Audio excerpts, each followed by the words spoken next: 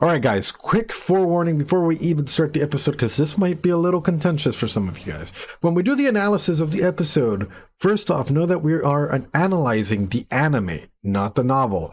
First big thing for you guys to be aware of throughout everything. At the end of episode 17, there will be a whole huge discussion that Brady, a fellow psychologist that you guys have seen on the channel, Rosie, and I had with chat among the several different topics that episode 16 and 17 brought to the table.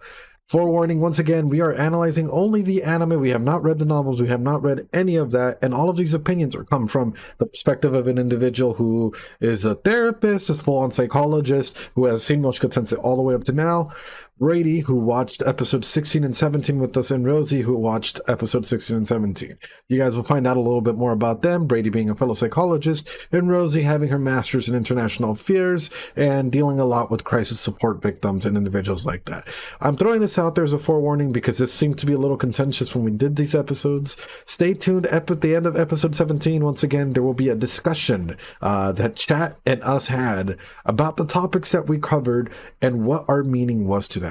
Once again, this is only for anime only. We are not hating on the writer, the author, the novel, nothing like that. We are talking about how these characters elicit such emotions out of us that we're able to hold an open discussion out of this. Anyway, I hope you guys enjoy. Have fun. Oh, yeah, and by the way, as of recording this, because this is done after my birthday, a day after my birthday, Mushoku Tensei is officially done. All the VODs are up on Twitch. So come on and follow, check us out. We're doing quite a lot of new anime. We're planning on doing Steins Gate with Brady, Mob Psycho 100, and a lot more. Anyway, I really appreciate you guys. Hope you guys have a fantastic day. And, well, this will be at the beginning of episode 16 and 17.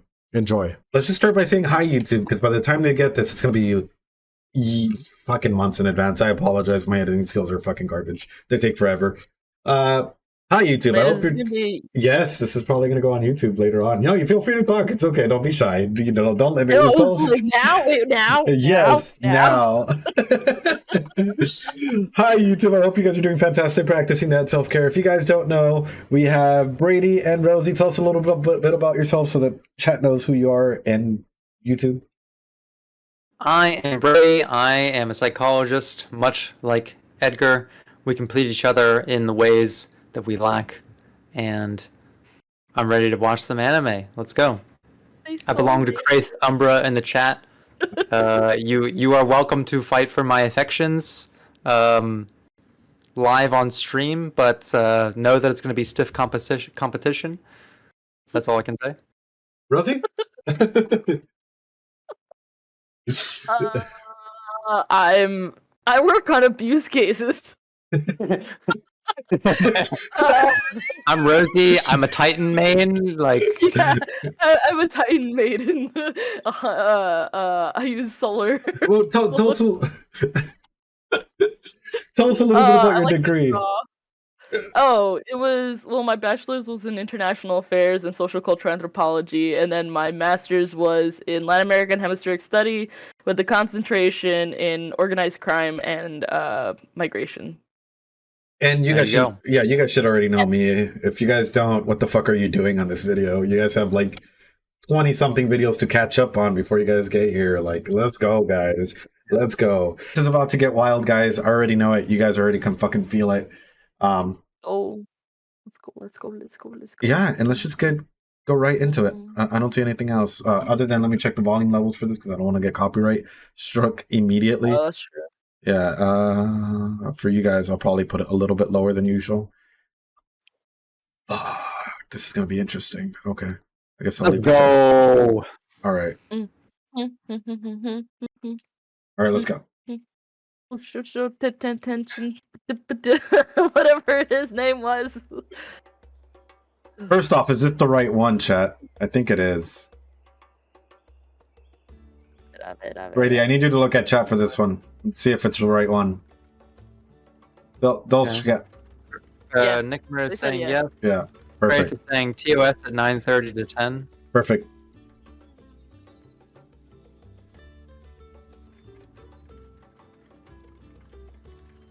Yeah, seems confirmed. This is the right episode.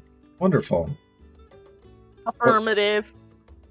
What are we getting, a slideshow?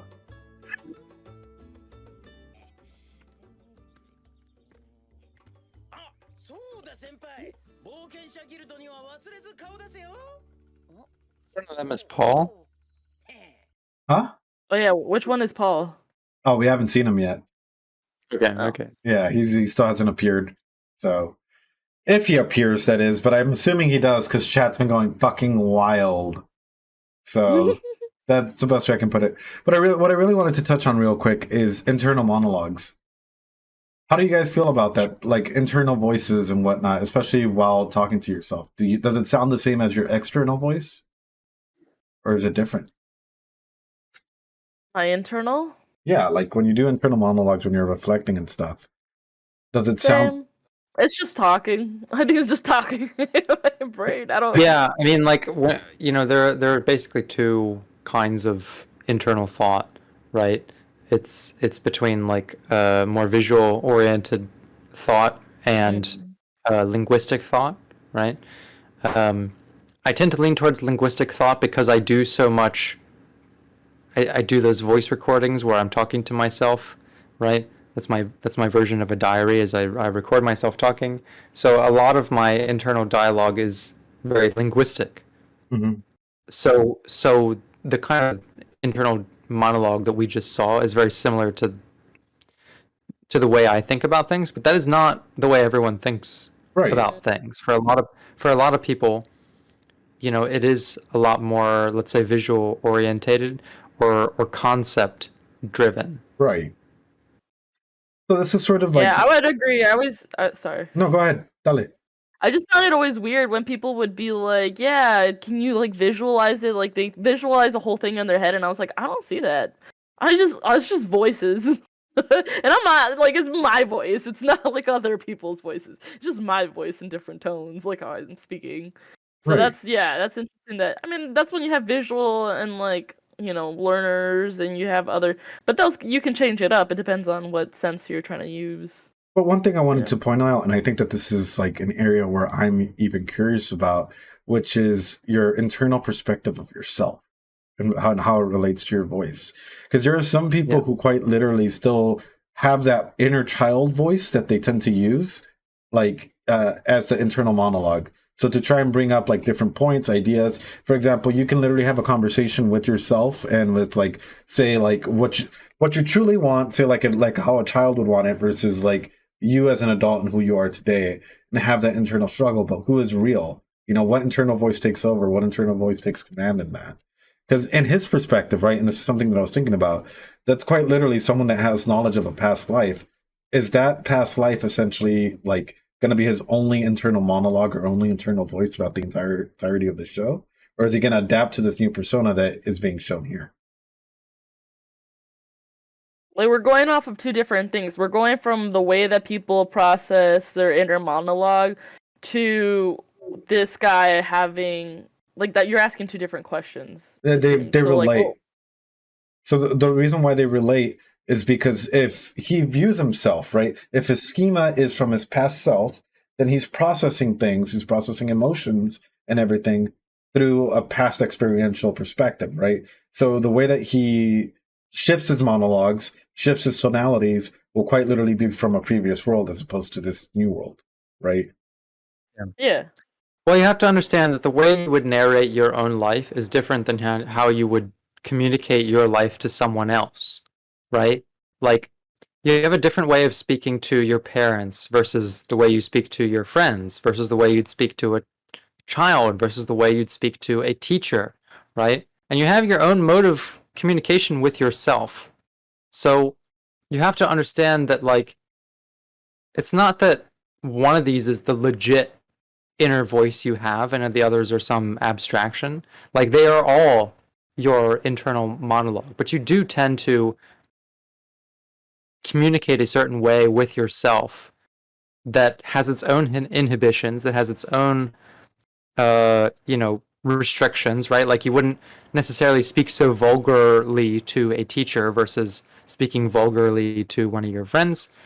You have your own mode of communication, your own vocabulary, your own shared communication style with yourself, and how you narrate your own life to yourself, right? It's kind of weird. It's this weird like reflexive kind of dialogue that you have constantly running. But it's also something you can modify. It's also something you can observe yourself doing and change if it's not working for you. Rosie, any final thoughts on that before we move on? Well, as far as for this character going back, it's one of those where it's like he's just moving on to a new experience. It's a new, like, think of it like life chapter, I would say. So maybe his mode and the way he talks to himself it's not going to change. It's just going to kind of, like you guys said, like adapt to what's going on. It's just going to add a little extra tone or how he addresses things in the future. Sure.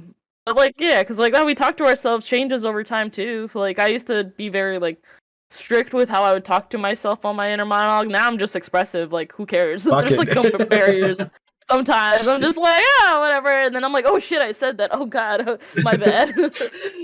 You know, but there's just yeah. Everybody to each their own. All right, well, let's continue. Chat, the only thing I'm going to ask you guys is why the fuck does his face look different every episode that we've seen him?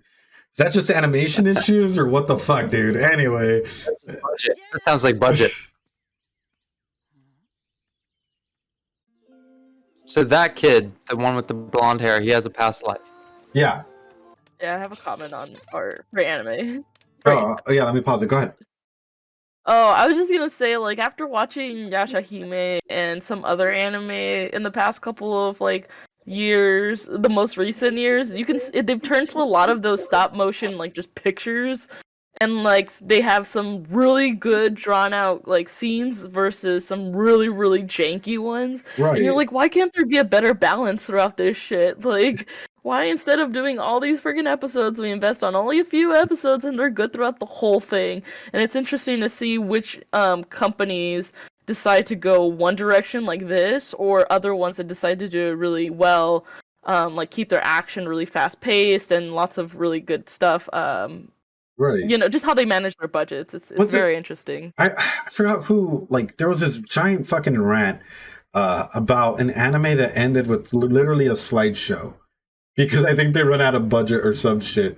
But like, well, Evangelion is like that. The final scenes of the original Evangelion run are like people standing in a white void, like going "Congratulations," and like, you know, very repetitive animation cycles, like clapping, where you only have to do like a few animations. And then they have the classic birds in the sky. They have the classic tree. They have the classic, like, everybody laughing and moving on. It's just dumb.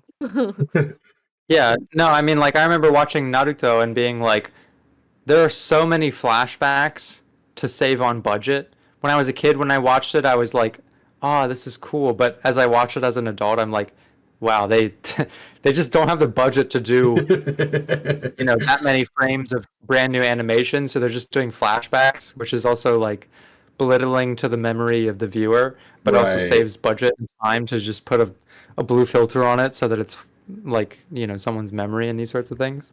But yeah, I mean, but I would say also, just like going back to what they say on here too about the times and stuff like that. Like, I get that. It's just one of those that, like, some animators do it really well, just being really good on budgeting and managing their projects and being better to their employees versus others. They are overworked, but that's not everybody. Like, otherwise, all animes, you know, there's some really good ones that are not super high def, but like, and they had a short budget and they did it really well.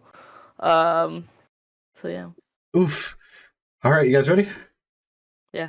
Let's fucking animation scholar commentary. I know. I love anime, dude. And you know, other stuff. Animation. Yeah, I don't watch a lot of anime, but I love the principles of animation and as an art form. So he's 11 and a half, by the way, or 12, I guess now. Okay, and how old is he mentally? 30 something, I think. But like, nobody knows that other than him, I think.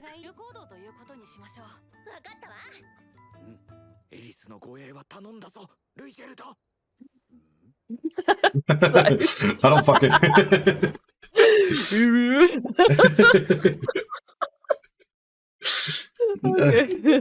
Can you guys get the feeling that they've been traveling together for a good while now? Like the dynamic. Yeah, they seem like buddies. Yeah. It seems as though they actually get along, not like some people who just decide to travel together. Oh, What episode is this? 16, I think, like the Oh, second okay. season or some shit. Nice. I don't know. They've split it up weird. The only thing I was gonna point out is fuck. What was I gonna point out? Wasn't there an anime about goblins that like did horrible shit? Because I'm not sure, Rosie, if you know about it. It got like a super bad rep after one episode. Because I remember the internet blew up. Like the The internet, goblins did horrible shit. like yeah, like the goblins were doing horrible shit. And Not saying Goblin Slayer. Yeah, I was gonna say Goblin Slayer. That's what I had thought, but I didn't remember the first episode. I just remember the name. why the fuck do you guys recommend that anime if you guys know it's fucking? See, Because that's what trolling does for in the anime community. They give you bad anime as a troll, and then they keep telling you to watch it, and you're just like, what the fuck did I walk into? And they're like, haha. And you're just like, damn. bruh. That's the anime community, dude. That's classic. That's classic. When I started off reviewing anime episodes and stuff, my Yeah. friends were like, "Here, do Boku no Pico." And I was like, "Oh, why?" They're like, "Boku no Pico," and I was like, "Fine, I'll look." And I was like, "Oh my god, you guys are ridiculous." They're like, and I'm like, "You guys are fucking weird." The other characters around him know that he's an older person. No, nobody No. does. At the moment, nobody does. Yeah. Why is he keeping it a secret? I mean, how do you explain that to somebody without looking crazy? Like, how would you explain that? That's a genuine Yeah. question, Especially in a world where they have like all these dragons and shit that can kill you for it. right? So, like, Brady, if a kid comes up to you in session and tells you that they have memories from their past life, how do you take that? Well, I mean, I would be looking for what their maturity level actually is. Like, you're going to be able to tell. Right, but say That's that. true. But you Wait. know, I was about to say he was a shut-in since he was like 14. Like he closed himself off from interactions and everything at a young age. I'm not sure if it was 14 chat. I just know it was in his early teen years and he didn't have any friends and stuff like that. According to what you guys always post in chat. So, do you Wait, so go ahead? well, what was your original question? Because I was reading chat. It was just like if a kid comes in and says hi or meets you or whatever, and they say that they have like a previous past life, would you take it at face value immediately? Or would you think, hey, maybe there's a call for... No, I wouldn't, but I would engage them as if I did. Yeah, the best thing would be like, why do you think that? Like, let's start from there. And then, you know, why not give it, who knows? I'm not God. So Mr. Stabby seems to make a great point, which is not necessarily that he had a past life. What I'm imagining is, let's say he's 34, but he gets transported into this world as a 14-year-old.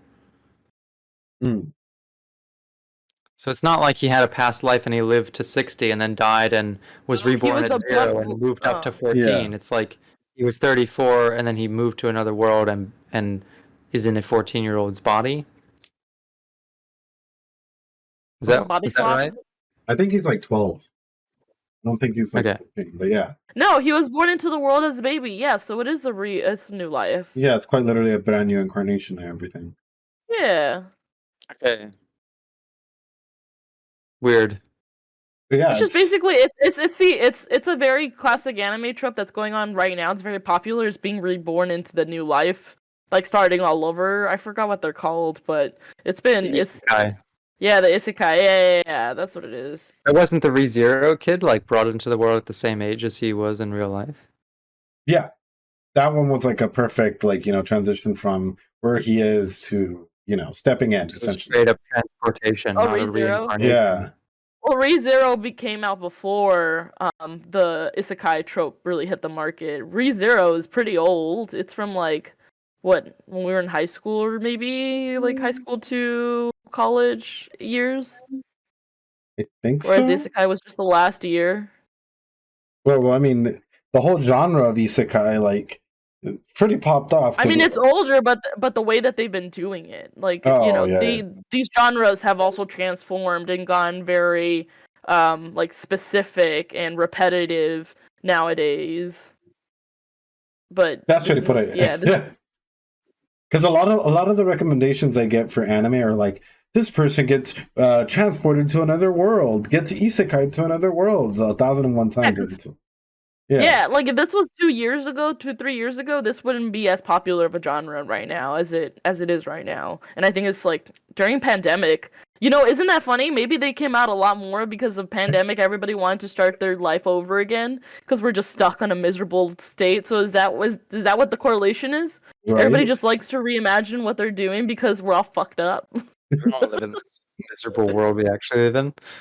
Yo, trends. Wait, Google. I'm a researcher. I'm gonna Google search the trends on isekais and see if they have like increased since the pandemic has happened. Actually, Now, please. this is giving me some good context, chat, in terms of like, because whenever I engage with a new genre or a new kind of story medium, I like to know the history of it and sort of like how old the idea of storytelling concept is and that sort of thing. So it's all very valuable. But that's, yeah. And it's important to go out and point out things like this, being able to have this discourse in general, or like, this discussion with you guys here, because it brings in multiple perspectives for chat. They just don't think that like I'm the only one that's fucking harping on them for all the random shit that I see. So I'm glad that you guys are here to be able to do that. Rosie chat seems so deep into the lore there. The Look, Google I was right. I was right, you guys. I was right. March 2021 was when it started. Like it had its highest peak. And it was pretty consistent and smart. Like I'm gonna share my chat. I'm gonna share. Sure. I love data. I love data, man. It turns me on. Oh gosh. But look at this is how it is over time. Here, let me zoom in. Sure. See, like it was low. We only had a few little bit of stories. This is probably like when I don't think this is when did ReZero come out? What up? Ready? Can you see it? Can you? I see it. No. Okay. 2016. Okay, so 2016. For some reason, it doesn't pop up on my screen. Huh. Oh, it doesn't? Let me see. Do I need to stop sharing my face? Yeah, I think so for mine. I don't know. I don't know why it's not popping Oh, here. up. Okay. Alright. Let me see. Stop. Turn off my camera. Share your screen. This one. Okay. Oh, man. Can you see it? Might be because I'm sharing my screen, but no, it's not popping. Oh. Here, I'll just share the link to you, but here, Sure. watch. And then you can see this. I need to share. Where how do I chat? Fuck. Damn. How do I chat? Yeah, how do I chat in here? So I don't honestly know if I would consider Alice in Wonderland or the works of Oz or Narnia as isekai, because at least from what I understand about isekai is it's about moving to another world and adapting to it. Right. But at least in the case of Oz and Alice, those are stories about finding your way home. They're not about living in that world and adapting to it and starting your life over in that world. Narnia comes a little closer because the children do stay there for many, many years, and they grow into adults. And when they travel back through the wardrobe, they revert to their childhood selves, right? So, but I would not say that Alice in Wonderland or Oz are isekai, because the fundamental conceit is that they are trying to get home. They're trying to find a way out of that world, right? They're not adapting to it. In fact, a lot of the narrative beats are about how their worldview that they've brought into that world conflicts with the established worldview of the world they're entering. So, for example, Alice, right? A lot of her conflicts with the Mad Hatter and the Queen and these sorts of things is she's bringing her perspective from her previous world into the new one, and they don't conform, right? Like that's why she needs to go home. Same thing with Oz, right? Like, her worldview about being in Kansas and the characters she meets, the Tin Man and the Cowardly Lion and these sorts of things, like she's bringing her perspective there. Whereas it does seem, at least from what I can tell, like isekai is about the character adapting to worldviews that are not similar to their own. So I don't think isekai just means like moving to a new world. It's really about what the person is engaging with when they move. But I can't say for certain because I'm not familiar with the genre. That's just my immediate reaction to it. By the way, Brady, can you still see Rosie or no? Oh yeah. I have my camera off. That's why. Oh, okay, cool. Yeah. Yeah, I was scared for a second. No, what I was going to say, chat, and this is me just picking up on like character interactions. Would Paul even appreciate a letter from his own son? Now that I'm thinking about it, like, or would he just be a dick and be like, "Yo, maybe you shouldn't. If you have time to write letters, you have time for I don't know something else." Knowing fucking characters, man. That's just sort of what I'm thinking. It's like I don't know. I don't feel like he's the most mature adult or parent wise. Also, Brady, what do you think about this? And this is like me referencing it back. If someone has a kid around 18, right, 18, 19, granted, they might not exactly be 100% mature. Do you feel as though at that point in time, you should start at least, I don't know how to put it, like, not maturing, but like once you have a kid or whatnot, you should at least start talking about like, hey, these are boundaries with your kid. Hey, this is like appropriate levels of play. Or like, at what age do you start introducing that? What do you mean? Like, do you start introducing maturity relative to a person who is less mature than that person?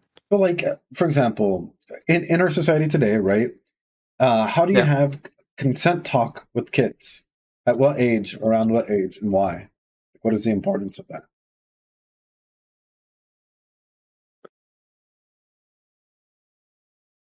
I don't know. I mean, it's a different kind of question because it's like culture matters a lot, right? Like in Western culture, consent is something that I think is still poorly defined for a lot of people, even in their teenage years, especially high schoolers, right? Like we clearly have issues defining consent in a lot of college cultures and high school cultures and these sorts of things. Sure, but we're talking about I think yeah, go ahead. we're talking about like consent to play, for example. Like toys, it's his toy, not your toy. Stuff like that, you know? Yeah. Well, I mean, like there is really a rigid developmental stage where you understand possession. Right. And I think it's fair to incorporate consent into that conversation when the child is, 4 to 7 years old, right? Where they understand that like my thing is not your thing, but I'm also capable of sharing my thing with you, and that doesn't mean I've lost possession of it. Right. So it's being able to introduce that concept at an earlier age. Yeah, like Yeah. nice. Yeah. Rosie? Sorry, I was looking at the comments. No, it's not like Sword Art Online is not an isekai. It was like it falls into the same kind of category, kind of like Dot Hack. I would say it's more copying that anime than an isekai, where like they're just transported into another world versus starting a life over, which is what an isekai kind of is. Right. And so at its core, it's not one, but it has been said to like bleed off into like yeah. It bleeds off and it like gives some pieces like some stuff. Also, I'm very mad against Sword Art. So like I got my original name Black Rose Otaku from like Black Rose from Dot Hack, and I was like, yo, everybody's overhyped over Sword Art Online. Like it's literally the same shit that happened in Dot Hack. You guys are not like no, and Dot Hack was better. He's going in like with the deep cuts. I know. Here. Like, because then, like, the other I'm feeling seasons are like just way out of my reiteration. depth with both of your anime knowledge. Oh, I don't know if that's up There you go, like Neno said. Yeah, sorry, my weeb is coming out. the weave is true. The weeb is coming out. I'm like, yo, like I don't feel like I'm anywhere near able to communicate on the level of anime we're talking. I'm a traditionalist, you know, Okay, like you stick long enough, we'll show you the rope. We'll We'll show you the anime rope. you'll pick it up, and then you're gonna be like talking anime like us. Anyway, let's continue, guys. Let's get this. I know a lot of Anglo-European literature background and these sorts of things. Anime takes some literature stuff. It's really cool. Bro, they don't. That doesn't look like a bad guys if they're feeding him. Also, Brady, can you remind me of the TOS times? I think they throw it out to you. 9:30 to 10.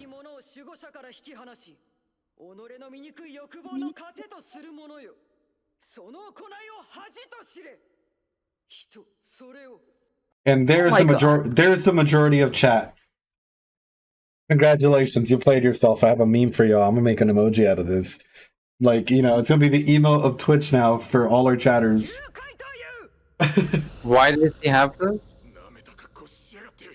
Because he has a weird asphyxiation with panties, calling them relics because of the boundaries that weren't fucking properly established as to what you should and should not put on a pedestal. No, because this is anime. Yeah, because it's an anime. Bruh.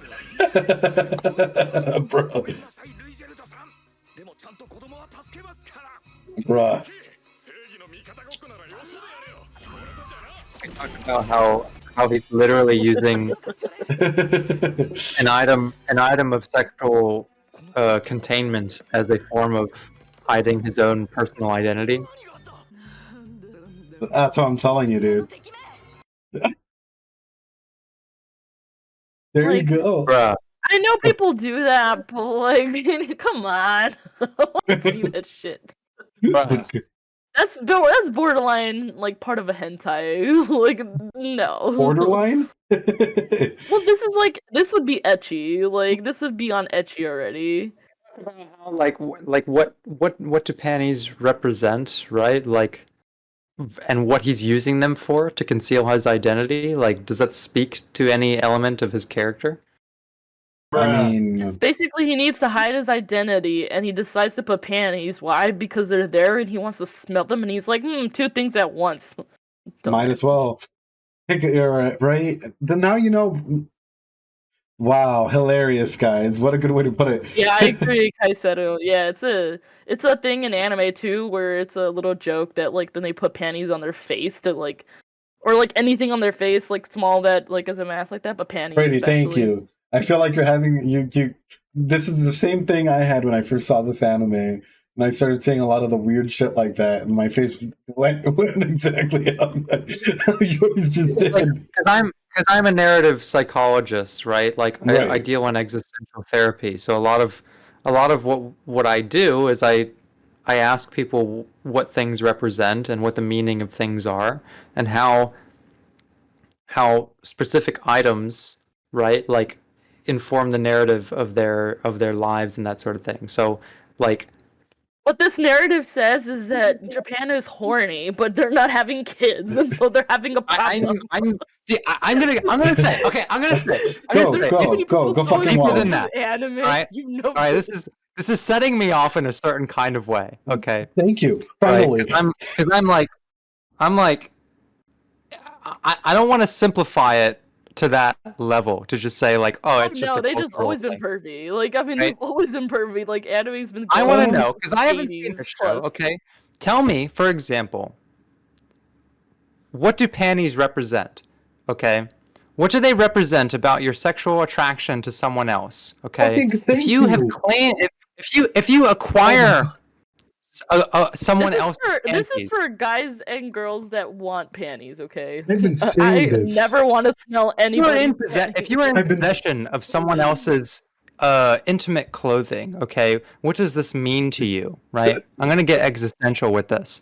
What does it mean to you to have an item of clothing that is specifically meant to obscure or contain or protect the sensitive or intimate parts of someone else? I mean, look at the girl we're looking at, okay? You've got a freeze frame on a character who is shocked. I see a bead of sweat pinned on the side of their cheek, okay? They are upset. They are disenfranchised. They are disconnected. They are disembodied, dehumanized by the fact that their article of clothing is missing, that it has been claimed, that it has been reclaimed, objectified, okay? And it is being worn as a mask by another character who has stuck their tongue out and made audible reference to the fact Like that, that yeah. like it is. I'm horrified. I'm disgusted. I'm curious. You're Okay. curious. Oh no. That is I it. want to know. I want to know. I want to know what these things, what this artifact of sexual representation means to this character, and why he is using it to provoke this other character. Because he didn't start doing he's that a until perv. He doesn't this give a woman shit saw him. about what the other Here's the thing, character Brady. wants. Wait, here's And don't just tell me. No, don't just no, tell me. no, It's just no, Japan. no, It's just Japan. no, Okay. no, Like no, human no. psychology is way deeper than that. I want to fucking know. Not Brady, humans. Brady, These are not real humans. no, because we're treating this like if it was real fucking people coming in and we're Yeah. fucking seeing this live. If I saw a kid with the fucking panties, too deep, Brady. no, he's not too deep. He's not deep in enough. I want to see him deeper. Go on fucking deeper. I honestly don't think I'm deep enough. Okay. Like, look at this woman's face. Never be too deep. Look at it, okay? Mouth agape, teeth bared, soul shattered, all right? I want to know what causes that kind of trauma on someone's face Well, doesn't to even see have to someone be- else wearing their intimate apparel on their fucking face. Brady, it doesn't even have to fucking go that far. Let's talk about fucking trauma in kids. First off, you can tell he was way too fucking comfortable to put on a fucking mask and not even fucking think about the way that he was wearing it because he put it on the sideways long, dude. Think about that for a second, right? He knows how to fuck to wear women's underwear, right? Yes. He didn't wear it on top. He didn't wear it on top to make it almost a silly statement. He wore it here to smell it, to Yeah. lick it, as he showed.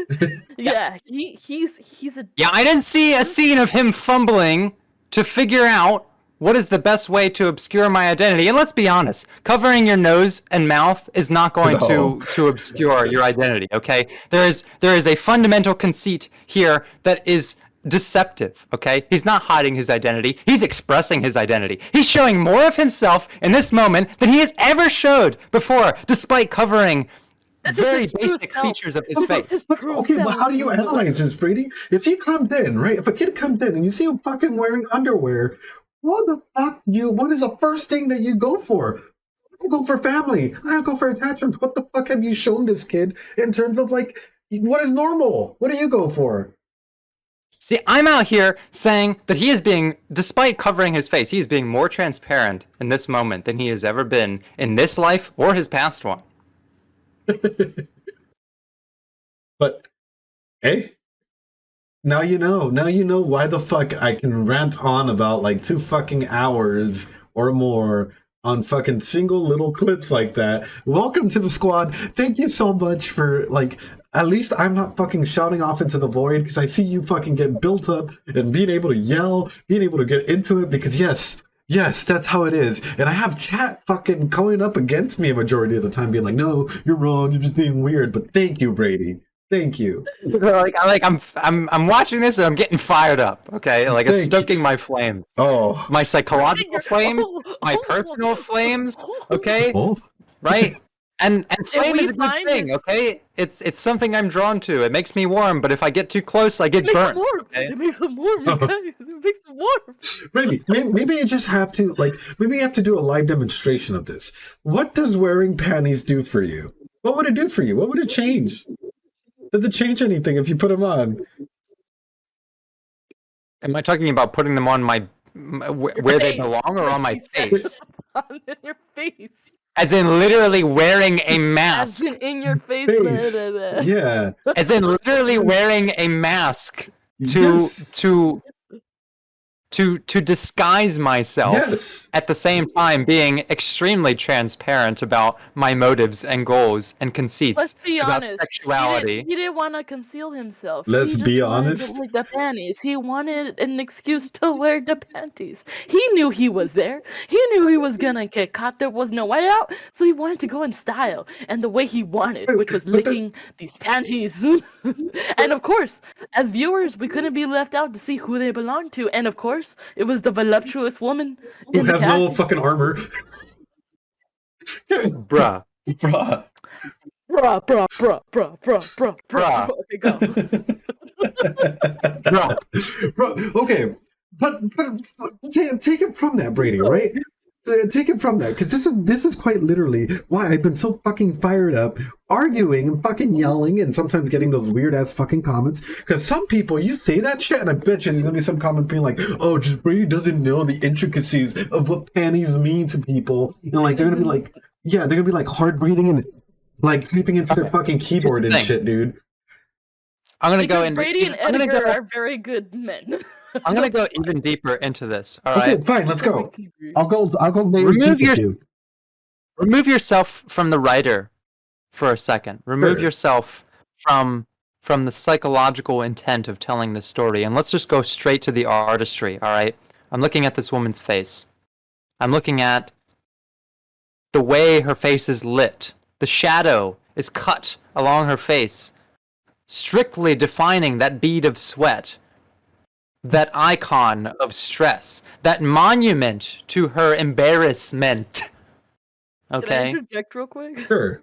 The other day I showed an Attack on Titan to my dad, and he's like, "What are those things on their face?" And I was like, "What?"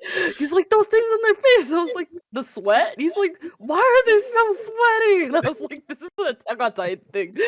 It's anime, Dad. You just wouldn't know it. I think that bead of sweat speaks volumes. Okay, For something so catalog. small, It speaks volumes. libraries to the debasement of this woman and all of femininity. Underground Avatar library, Forbidden Library. Here's what I don't library. fucking understand, though, right? If you think about, hey, you know what? At least he had the fucking. If he had the maturity to, or like the quick ability to put on panties, he didn't have the fucking quick ability to think, oh wait, they're feeding this guy who looks like he's just been fucking drugged, so I'm gonna go ahead and attack them while wearing her panties. That was his first thought process. Instead of like, wait a minute, they're feeding him, they're actually taking care of him, and he looks like he's drugged out. What the fuck, dude? What the fuck? Priorities, man. Priorities. His priorities are being a pervert. It's his priorities. That's what it is. Look, the thing is, all right, and I'm gonna get even deeper into this. Sure, All right, all right, go 8 inches deep. Fine, go. I'm gonna call out all of you fuckers watching this in chat and on YouTube. Okay, most of what you do is based on shame. All right, we're talking psychologically. Most of your actions and your reactions to things are based on previous shame or a fear of being shamed. Okay.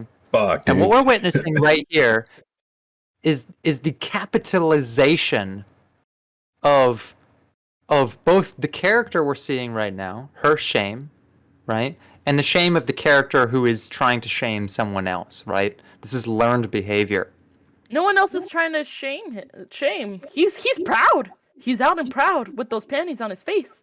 Pride is only a reaction formation of shame. Reaction formation is no. Reaction formation in doing it. Reaction. It was all in the licking. It was all in the reaction licking. formation is your explicit expression of something that is the opposite of what you truly feel, right? So his pride is an expression of shame. That's what reaction formation is, if we're speaking psychologically. So you're tying this back to the sexual trauma that he went through. So he's being an exhibitionist. Well, look, Brady, we can't. What? We can't hear you. What's going on, random? We can't hear him. No, Brady. It goes back to schoolyard romance. Okay, you like a girl on the playground, right? What do? You know, you bully her or whatever. What playground you at, dude? Bro. We're trying to teach that. We're older. I'm on the playground of sand and broken promises, girl. Okay. Okay.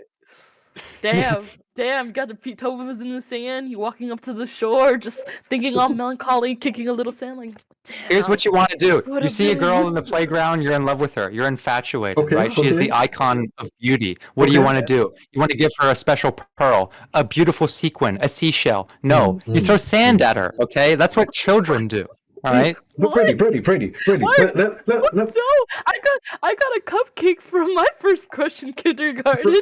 Okay, Please no sand. Let me clarify this for you, right? Because you would assume, hey, you know what? Reaction formation. Clearly the kid is going to go ahead and throw fucking sand and shit like that, right? But this character, this motherfucker, the first thing he does is try and get you naked. Quite literally, he strips someone down and tries to get them to to go into the bath with them, or he tries to take off their panties. So that is the first reaction. All I'm saying is that you've all seen the archetype of the kid who likes the girl, but he kind of treats her bad anyways, right? Sure. That's the classic romance. Does he That's the really classic. like her, or does That's he the classic. just like her? You know, that's the difference. That's the difference. That's reaction formation. You are expressing a feeling that is the opposite of what you truly feel, and that is what I'm seeing in this character. And that's where I'm going to disagree with you. That's expressing dominance. He's expressing debasement. And these are all the opposite of what he's right truly now. feeling. He went. Okay, look. He is not feeling pride. No, he is not feeling power. He is not feeling courage. He is feeling shame. He is feeling rejection. He is feeling small. No, absolutely not. No, I am going to fucking disagree with you in this fucking instance. Here's why, right? Because with good boundaries, good sets, and attachments, a kid would not fucking turn out like this, right? So if you're saying, you know what, it's all reaction formation based off of the fact that, like, as a kid, this is how you're able to express himself. You can say no boundary works, and he grew up and he's able to fucking do shit like this, right? But here's the thing. He has fucking parents in this world. He started reincarnated as a little fucking kid, right? His parents didn't fucking teach him any fucking boundaries. He clearly has no fucking attachments, like real attachments. So what I'm predicting, what I am quite literally saying is this whole thing is quite literally based off of no knowledge as to what true sex is. And it's the idealization as to what sex is in the minds of a fucking pervert that died in the previous world. So quite literally not having He never had sex at 20 in the previous world? I don't know. He's a fucking weirdo, dude. That's all I know. It's just a fucking weirdo. So I assume that just because of the way that the context is shown, right? So let me fucking go further, right? I assume this is all a fucking assumption based on attachment work that if he ever gets his fucking heart broken, you know what the first fucking thing this little guy is gonna do? He's probably gonna turn into a fucking incel with probably some fucking erectile dysfunction, some sexual trauma. It's probably gonna take him a long time to recover from this shit. Why? Because the majority of you guys are like, oh yeah, I can handle sex. You guys have sex one time, they break your heart, you're like, oh no, I'm never gonna get a fucking girlfriend again. Because people like this idiot, right, all of a sudden inform the whole fucking chat and communities that like, oh yeah, we should strive to be a giga chad like this fucker. When no, guys, learn about boundaries, learn about consent, fucking take a shower, get some deodorant, brush your teeth. Yes, please. Be better. UTIs are no joke from you motherfuckers that don't clean yourselves. And you guys can get UTIs too, so be clean.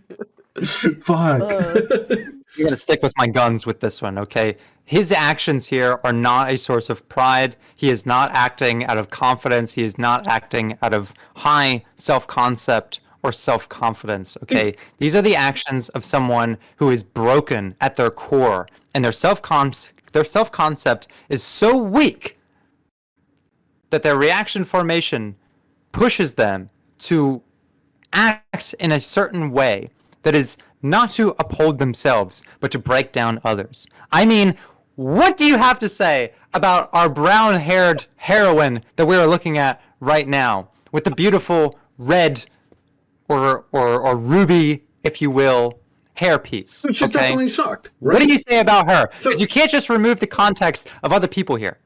So here's the thing, right? In this, if you're just going to focus on this one particular scene, you can tell that she's fucking shocked, right? That's pretty fucking creepy for a kid to do that. But what does it say about the fucking kid, right? If a kid happens to go on, and he's fucking kid. He has grown up as an adult. He should know his boundaries. He should know his context. Yes, but I'm telling you, dude, he grew up without fucking boundaries. He grew up without context. Why does this happen? And few motherfuckers in chat are like, oh, what are you talking about? Sexual trauma and ED. Guess what? People that have sexual trauma either have delayed gratification, erectile dysfunction, they grab some sort of fucking trauma that physically manifests itself until they find a partner that can quite literally fulfill the fucking hole that the previous one fucking left. And it happens to a majority of men and a majority of women as well, which is why if your girl isn't ready for, if your partner isn't ready for fucking sex, listen to them. Have that consent talk. Be ready for that type of shit. Yeah, it's funny. It's not just like, let me force my stuff onto them and hope that, not even hope, but eventually they'll come around. It's like, why would you do that? You're just re-traumatizing your person. Like, that makes no sense. Why not just long fucking track for you to justify why that motherfucker is wearing her panties like a Bane mask. That's right to justify it. That's the thing. I'm literally saying we have two different thoughts. We have two different philosophies on this, and we're both reaching the same thing, which is this fucker has no boundaries and has a lot of issues. Come on, please. Just watch the episode. You motherfuckers, it's just funny. Please, just go on, though, please. I like Roll the fucking tape, okay? I want to see how this shit plays out, and then we can resume this conversation. I like the fact that real quick. I like I like the fact that we actually agree on the same thing. We're just literally arguing about our different like forms of style. We agree in completely different ways, though. That's the beauty. No, of it. yeah, you guys both agree. You guys are just egging each other on. That's so funny. All right. You guys are like, oh wait, I already threw that ad. But you're right. Masters is right. We're reaching right up until TOS time, 9:30 to what was it, 10? 10 something. What is it? 30 seconds of TOS, I guess. Okay, so I'm gonna go ahead and black it out for the internet. They won't be able to see it, I believe. So let me go ahead and do that right now. What do you do? I gotta learn this stuff because I want to review some anime. Just that. You guys can still see it though, right? Yeah. Okay, perfect. Oh, let's go ahead and continue.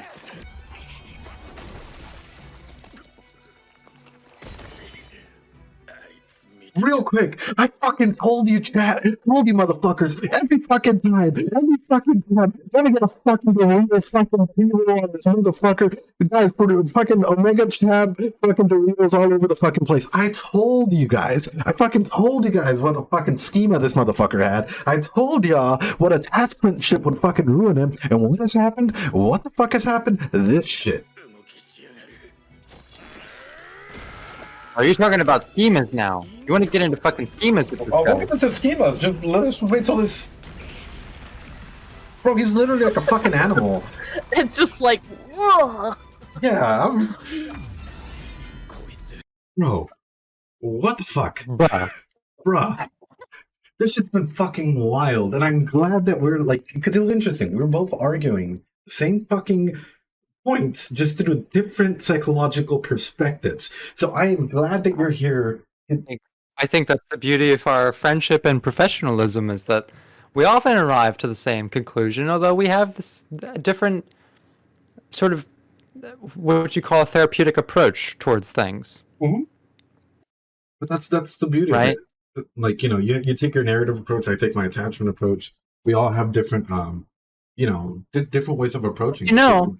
There is an approach that we share, and that's the cognitive behavioral approach. I think that's something we have almost the exact same training in. Right. And usually like our therapeutic approach, it's defined by like conceptually, right? The way I have a framework around things is my narrative approach, and you have attachment theory, right? Mm-hmm. But a lot of stuff, it comes down to like when you're working with a client, when you're trying to put things into practice, you're going for a cognitive behavioral thing, right? Because you need to, like, if someone's struggling with addiction or they're struggling with interpersonal communication, you go cognitive behavioral until the symptoms are reduced, and then you process the thing that caused the symptoms. You can't just do one or the other, right? It has to be a two-pronged thing, right? And you and I both have a background in cognitive behavioral, right? Like that's what we were in school doing. Right. But it is interesting to see when we conceptualize things, how they align with like my more narrative existential approach and your more attachment developmental approach. Right. Isn't it fucking wild though? Like, honestly, this is why you can at least tell, like, hey, you know what, psychology, even though it's not like, you know, hola, buenas noches, ¿cómo estás? Even though it's not necessarily like, you know, like we know the exact same things, we can reach the same conclusion, like quite literally, like using our skills that we've learned, right? Our knowledge of human interaction and all of that. And we reach the same conclusion. We're quite literally agreeing with the same points. We're just arguing for them, like through our lens and perspective, which is, fucking wild. And although it might seem like we're debating here, right? Like, you know who I call first thing when I have an issue with a client?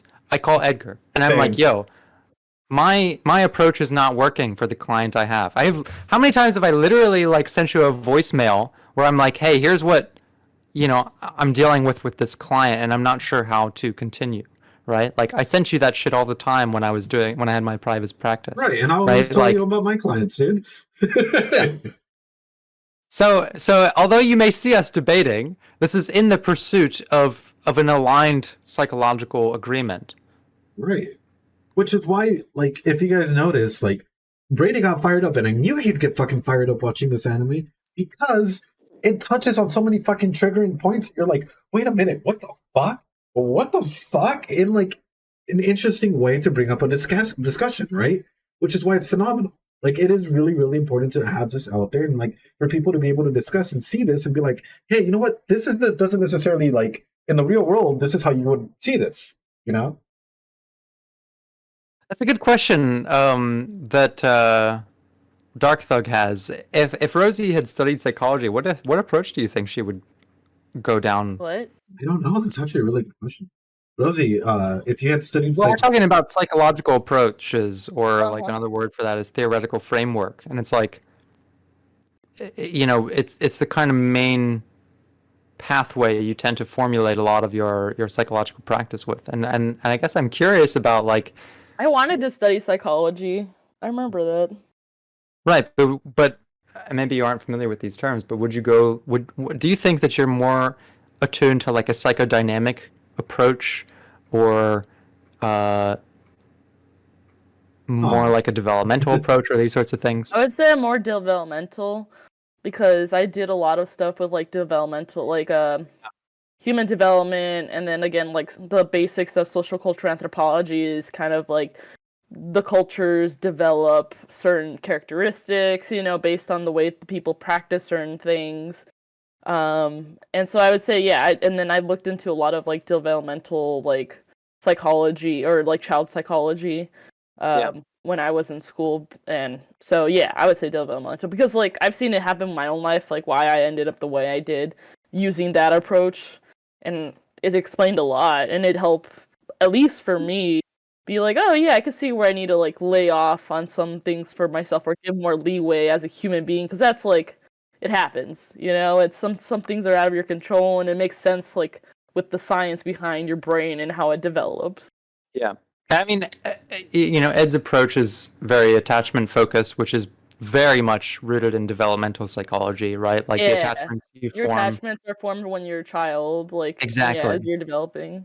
And how do you cope with attachments that you face in your adult life, right? Doing narrative therapy, it has like a bridge to developmental psychology, because a lot of the ways people tend to define their self-narration and their self-authoring comes from how did they begin developing those things, you know? If they learned from a young age that they were undervalued by their parents, right? If their parents codified their development as being underachieving, as antisocial, whatever, right? Like those Is things. narrative psychology basically just a different perspective of the same thing? Because you're just like looking more focused on, like, the way I think of when I think of narrative psychology is a person gets to define their own story versus like if someone that's doing developmental, it's that you're looking at a story that has happened in history, like it's a fact, like, you know. Right. So it's just a different approach to what you want to use to define, help you define like, or understand yourself as a person.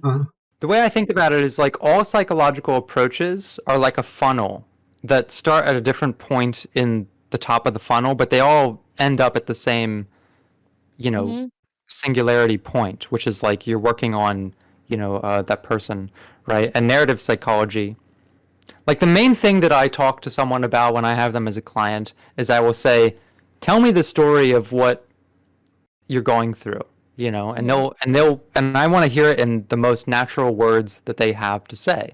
And perhaps they'll say, you know, I was abused in these ways. I failed in these ways. I see myself as a failure. I see myself as an achiever in these ways, right? All I want to do is I just want to hear from them what is the most natural way for you to narrate your story at this moment. And then we will work on, let's try to tell that story in a different way. Let's look for unique outcomes. This is how it is, because so Ed, if you're doing developmental and stuff like that relationship, he's starting from over here, whereas you're starting from over here already. And if we want to move backwards, we can if we need to, but mostly work up this way. It's just different life stages that you start your focus on. Right. And then because eventually with developmental like psychology and stuff like that, you you go through all your history, and then you realize, as someone that went through that kind of therapy, it's like, I'm done with that life stage. What now? How do I define myself as a person now? And then that's when you can, maybe you look at some things from the past, but you mostly are focusing on what you're doing on the daily and what you think, okay, this is what I am as a person. It's these things, So I think it's the same thing. It's just starting different points, and you end up at the same It really is. It's like we start at different points, but we're looking for the same thing, which is the like psychosocial development of the client. And narrative therapy, it's all about like, we're not trying to tell a different story than the one you experience. We're not trying to convince you that your life is better than it is, right? We're not trying to tell a false story. We're trying to work within the same story and look for the unique outcomes, right? The parts of the story that aren't being told, where it's like, I have this narrative of this whole breakup I went to, and it ruined my life and destroyed my self-confidence and these sorts of things. And I tend to ignore the parts of that story that have been very character building and have been very like emotionally defining and lesson learning and these sorts of things. And it's about how you narrate that story and giving the person the agency to say, you know what, I don't get to change what happens to me, but I do get to change what it means to me.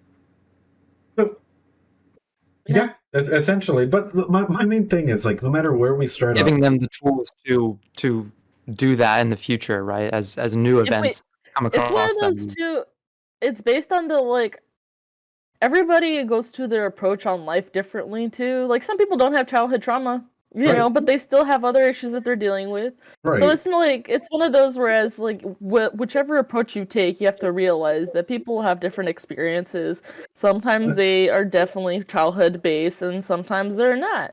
So it's just like we gotta just meet them in the middle and let them narrate and start off where they want to do it, and then we go from there. Sure, but my main point is you should also find a therapist that is multi-skilled, i.e. they have like humanistic and different perspectives of therapy and not just one way of therapy, i.e. even though I go through an attachments lens, I still have CBT, cognitive behavioral, DBT, anger management, 101 other certificates that I'm able to go ahead and apply, so does Brady, and what are you going to say? That's even though I start with a narrative perspective, right? Like we might touch on like cognitive behavioral, we might touch on dialectical behavioral, right? Which is really more in like interpersonal communication, crisis management stuff, right? Like we might be very eclectic in how we assess the problem that's going on and assign an approach that needs it, but it's always under the umbrella of our overall approach, right? For me, that's like more narrative sort of focus.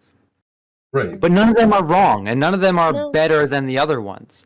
That's why when I'm struggling with a client or a situation, I call Edgar, because I'm like, look, I'm struggling to get this person to sort of develop the tool set that they can reauthor their own narrative and that sort of thing.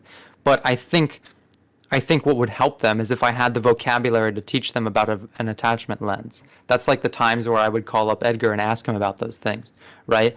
And we have another friend, Omar, who has a totally different approach, together, right? And like, well, it's always good to have like people to check your like stuff, because you're not perfect either. Like sometimes we don't have all the tools to work, even if you've studied and gone to school, and you can have a million stuff. Like real life is very different than what you study.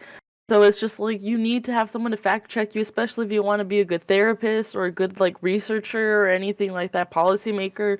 You have to have people check you, even the people that you disagree with on some stuff. Like still, maybe they can find some faults in it. It's very important. So Brady, talking about schemas, but before we even touch schemas, I kind of want to get your opinion on the parenting style that we've observed so far, right? What is your guess as to where it lies on there? Because I know you can see my screen, so I know it should pop up for you pretty clearly, right? Personally, right, and this is just me personally, chat, you guys can make your own observation. By the way, here's the difference, right? I can't see your screen. It should still be projecting the anime and stuff, isn't it? It should still be in that anime screen. I'll see it. No? No, I don't see the anime anymore. Okay. Well, regardless, I'll quickly go over them and then we'll go back to the anime. But Essentially, I'll see right? the parenting styles on my second screen then. Okay, beautiful. Yeah. But what I was going to point out is like, i.e., how effective are the parents in establishing boundaries? We clearly see that they don't have any fucking boundaries being set off of that one fucking shot that we saw previously, right, Brady? So there you go. You already know that there's some weird fucking boundaries being set there. You already see that the parents might have been uninvolved or absent for a great period of time, considering the fact that he's traveling alone and he's still just a fucking kid, right? Mm-hmm. Do you think that they provided nurturing or guidance for a majority of that period? So on and so forth. So you can literally put like parental statuses in either neglectful or authoritarian, depending on where you look at it. Sure, I Like mean, that. there's even the Freudian like perspective to consider, which is like, the whole Oedipus conflict, where like he's a male child, and the male children tend to see their fathers as a quote unquote threat to the love of their mothers, Right. right? So I don't know the background of these characters. However, I get the signal that this is a weird show, and I don't put it past the show to like dive into Oedipus and these sorts of things. But what I'm trying to bring up essentially is this, right? There's a difference between a good parent and a loving parent or a great parent, you know? A parent, just in general, will literally provide you housing, shelter, the basic, like, natures that they, like, would do for anyone. That's the basic requirements, guys. If your parents are holding that over your head, that is not a good parent. That is not the mentality of a parent that literally wants to see the best out of you. That is someone that's literally taking away Maslow's fucking hierarchy of needs, some of the basic fucking necessities in that, and trying to be like, wait, why? Like, kind of like guilt tripping you into fucking feeling a certain way because you're like, oh, wait. Have you shown them the pyramid? I've shown them the pyramid, Maslow's pyramid. Yeah. Okay. Yeah. Chat has seen the pyramid. You've all seen it. Oh, they've seen it countless times, brother. For pretty much all the wizard theories. So they know what's in it, right? So my whole thing off of that is, guys, understand the difference, even in your own life. If you guys can take that, be like, maybe my parents weren't necessarily the best, or maybe they are fucking phenomenal parents. Good parents go above and beyond that. Good parents are there to like lead you and motivate you and keep pushing you along the way, and talk to you like you're an actual And if individual. they fuck up or you fuck up, it happens. It happens. We need to give them a little bit of leeway. Try to understand too, because sometimes they can fuck up because they also never had therapy. So, right. But also respect your own boundaries and be safe. Yeah. Please be safe. To me, a good parent is someone who demonstrates what it's like to mess up and simulates for the child, you are capable of messing up. I'm not an infallible individual. Right. And here's how you recover from that. Here's how you integrate that failure or that mishap into Or moving just how forward. you needed. But without threatening, and that's exactly it, without threatening the base needs that should already be established by being a kid of theirs, Yeah. And that's sort of I like how chat automatically goes into the fucking Doritos. Chat. Yeah, I mean, the Dorito is just a pyramid turned on its axis. Right. But anyway. All right, Brady, what's on the anime? You want to jump into the anime? We can jump into the anime. I don't mind. We can go back into anime. Let's go. Let's go. I'm ready for another Curious. crazy fucking rant. Oh, because I'm like losing my shit here. You know it's fucking coming. All right, there it is. Let's go.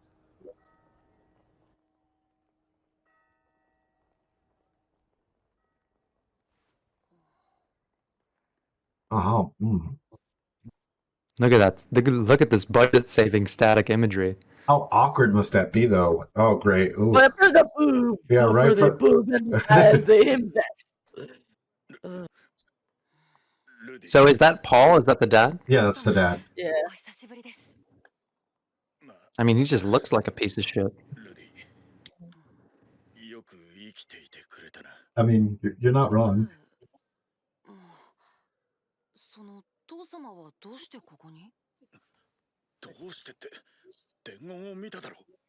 Oh, will they just dip? No, it's okay. I have to just open my window because it's a little hot in here. Oh, bro, what a fucking scumbag. He's getting mad, dude. Your kid survived, and you're getting fucking pissed off. Ugh. 卑劣な従属の罠にかかり囚われの身となって絶体絶命な俺そんな感じの完全ノンフィクション一大スペクタクルだ。 Bro. 人神のことはぼかして、お前がこの1年ちょっとの間遊び歩いてたってことはよくわかった。僕も大変だったんですが。お前の口調からは大変さなんてみじんも感じられねえ。 Don't tell me. Don't fucking tell me. He thought that, like, this kid was gonna be able to look for his fucking family or some shit. なあ、お前、どうしてマ大陸で他に災害に巻き込まれた奴らの情報を集めなかった？ What a fucking trash character, bro. と言われても答えようがない。 I'm gonna give it one more second and then I'm gonna fucking pause it. I'm waiting for like a beat or something. 回りませんでした。僕だって右も左もわからない状況で、でもエリスだけは守らなきゃって思って、多少抜けてることがあったって悪くないでしょ。別に悪かねえよ。 Oh, you're guilt tripping now. That's fucking manipulation. Let's fucking go. Okay. 娘だったか？ああ、もちろんそうですよ。さぞ可愛いお嬢さんなんだろうな。手紙を出さなかったのはお嬢様の護衛が増えるとイチャイチャすんのを邪魔されるとでも思ったからか。だからそれは気が回らなかったからって言ったじゃないですか。 Bro, you want to comment on something? I'll stop it, bro. You just say it. I have a lot to say Now let this already. play out. ですが、女のことで父様にとやかく言われたくないですよ。 True. その女の人は何なんですか？ Bruh. 近くにそういう綺麗な女の人がいるって母様やリーレは知ってるんですか？弟か妹ができる日も近い。 Alright, hit it. CPS? Hi, yeah, I'd like to make a report on this fucking scumbag of a dad. What the fuck, dude? Jeez, okay. So, I have a lot to say, and I have a lot to say really fucking quickly. Number one. Fucking hit me. Yeah, number one. Yeah, Child Protective Services, for those of you guys that don't know what the fuck CPS is. First off, if you have kids, what should be your number one priority before going after your wife, before going after anybody else that's fucking disappeared in your life? It's probably trying to find your fucking kids, you know? And if your kid comes back, you really think it's a responsibility of a 12-year-old to go and find your fucking wives? Both of them? What the fuck is this mentality, dude? Why is he supposed to be looking for both of the wives? Because, like, apparently majority of the people on this, like, continent just fucking disappeared or whatever, right? Like, they all got summoned in, like, this disaster. They were all sent all over the place. No one knows where the fuck they are. Like, everyone just got teleported everywhere. Oh, wait, I think I know which anime this was. Wait, I think I remember the artwork for it. Okay, never mind. It's coming back to me now when it came out. Okay. 11. Yeah, my bad. 11. Yeah, I'm gonna look at it. But that's exactly my point. It's like, it is not a kid's, like, it's like he's projecting himself. He's projecting these weird fucking expectations onto this kid and using manipulative guilt fucking tactics to be like, oh, it sounds like you had a good time. Did you even decide to check the boards? Did you even decide, you know, you're doing this, you're doing that? And it's like, excuse me, I'm not a fucking adult and I'm not married to them. Like, my whole priority as a fucking child is to survive. And clearly you're not able to fucking see that because you're caught up in your own fucking little delusional world in which you think that you're the fucking main character of the show just because you had a tiny little bit of a fucking traumatic past in which you project that trauma onto others and you feel so insecure about other people actually being able to establish something that you decide, you know what, this fucking 10, 11-year-old fucking kid, yeah, that's the guy I'm gonna fucking unleash everything on. And then later on, probably feel like a dirtbag like most manipulative people do. They'll do something very fucking manipulative, try to process it, go back and like try and make things good, right? Because they fucking find a cycle to it. And I can almost guarantee you that this is a cycle that's going to happen. He's more than likely, like, you know, he's going to go out of hand. They're going to stop talking. All of a sudden, he's going to fucking come back and try and make amends. And then later on down the road, another fucking similar shit's going to happen, or he's probably going to fucking die, or some stupid fucking shit like this. Because that toxicity has been shown over and over and over and over throughout this whole fucking anime. Anyway. No, I mean what I'm seeing here is the classic signs of a narcissist, which is someone who is able to deflect at the level of, even if I fucked up, right? If you can reach that level mentally and you can say, okay, yeah, I fucked up, which is hard for a narcissist to do, but if they can reach that point and they say, yeah, I fucked up, I didn't take care of you, I wasn't a good role model for you, I didn't do whatever it was that that I needed to do to raise you as the child you are. Right. Even if I fucked up, it is your fault. Yeah, they That still is the warp fun- it. They still warp it. That is Because the that's what a fundamental belief narcissist is. of a Yeah. narcissist is, Yeah. okay, so what, I fucked up, it's your fault, Mhm. right? They're Mhm. completely unable to assign the blame to themselves. Because even they'll admit to, oh, I did a small one, but like that's nothing compared to yours. Like you still are the most horrible person. I'm still the greatest. Like I was in the right. I did not as much wrong. It's such a Yeah. weird champ fucking moment when you have a That fucking gaslighting. yeah, when you're gaslighting your kid, when you're an adult and you're literally fucking telling your kid, why the fuck didn't you do this? Oh, you should be fucking happy your kid came back alive. Fuck, maybe that's the only thing that's gonna fucking keep you going for the next little bit. But man, manipulators, fucking narcissists, man, they'll do anything to fucking turn the narrative to their side. Like, well, me fucking shit, dude. Mhm. Yeah. Mhm. And let's talk about fucking child abuse for a second, Sure. okay? This is a grown-ass man punching his fucking child. Who cares if he's 40 years old inside his brain, right? Like, to him, what he looks like is a fucking child, his own child. And here he is, slugging him in the middle of a tavern, in the middle of a place that is supposed to be of Mary, right? Like, what the fuck? He doesn't care. He has so much hatred that he doesn't care who sees him hit him in front of everybody else. He knows he's gonna look bad, but he doesn't care because he's that mad. You know what this He reminds me hates of? that. Because a lot of domestic violence cases, and yes, in case you guys don't know, I am also domestic violence certified, so I can go ahead and do counseling with that.